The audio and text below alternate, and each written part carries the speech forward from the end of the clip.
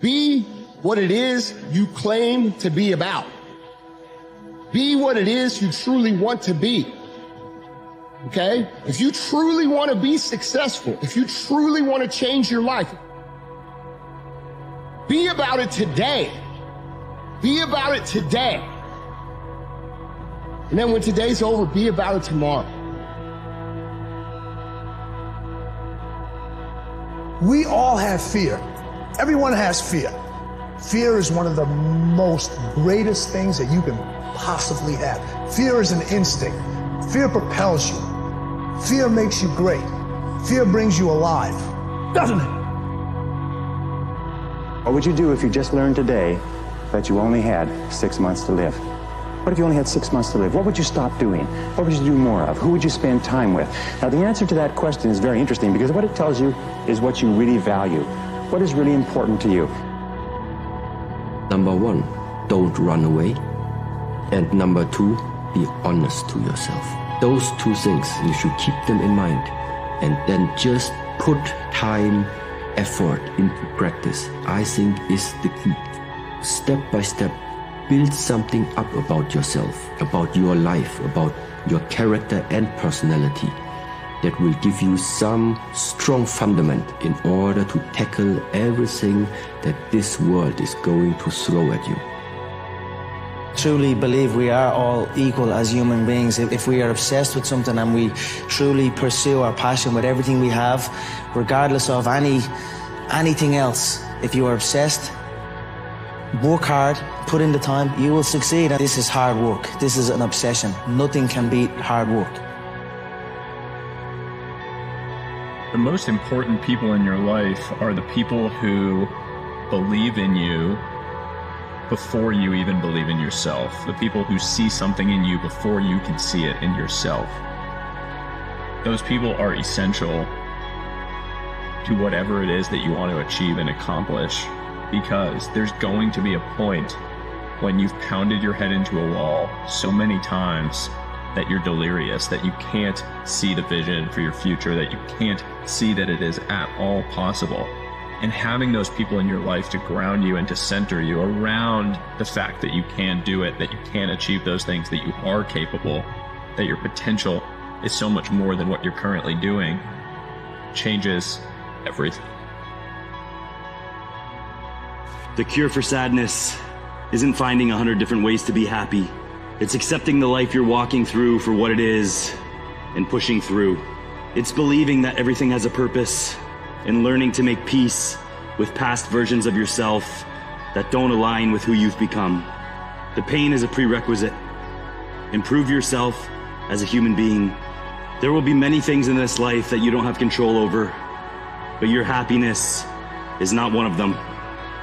Perspective is everything. I don't care where you come from. I don't care where you were raised. I don't care what color you are. I don't care what gender you are. I don't care about any of that shit. If you do the work consistently, if you invest in yourself consistently, 1 + 1 is always going to equal 2. 2 + 2 is going to equal 4. And 10 years of motherfucking work when everybody else is partying, making excuses, doing the cool thing on the weekend is going to pay off. You can do this. I don't care if you have to inch your way day by day. Even if you have to get down and it hurts and it's hard and nobody can see what you're really going through. If you don't quit, the pit will become your platform. It's not what you get that makes you valuable. It's what you become. So part of the key here is to set the kind of goals that will make something of you. Don't set them too low so that you don't have to grow and you don't have to read and you don't have to try and you don't have to stretch. Don't set them too low. And then don't sell out. Don't go for something that's going to cost you your virtue or cost you your values or sell out your principles. There's a good middle road here to follow. Goals that will inspire, goals that will help you grow, change, develop, and become better than you are. A creative life is simply this. A creatively lived life is any life where consistently, routinely, habitually, and constantly you choose the path of curiosity over the path of fear. Not once, not twice, not a few times, but all the times. All the times. Because you're constantly going to be in these crossroads in your life, daily almost, where there's a lure of curiosity on this side and there's a kind of a roadblock of fear over here saying, take this safer path. I don't know how that one ends. So let's just continue with this. And if you keep going to the right on the fear path instead of going to the left on the curiosity path, your life gets smaller and heavier, which I know is not what you want or what anybody wants.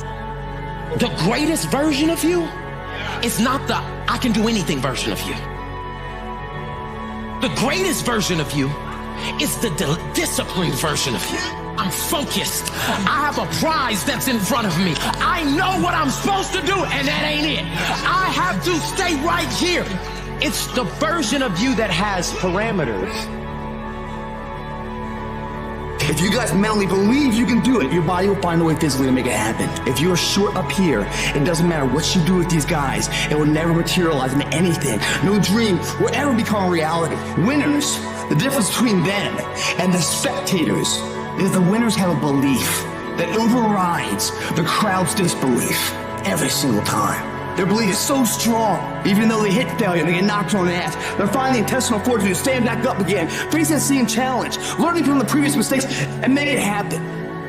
But the quality is to develop the quality of being unstoppable. Develop the quality of being unstoppable. Say in yourself that no matter what life throws at me, it'll never stop me. No matter how rough it gets, I will never quit, and nothing will ever stop me.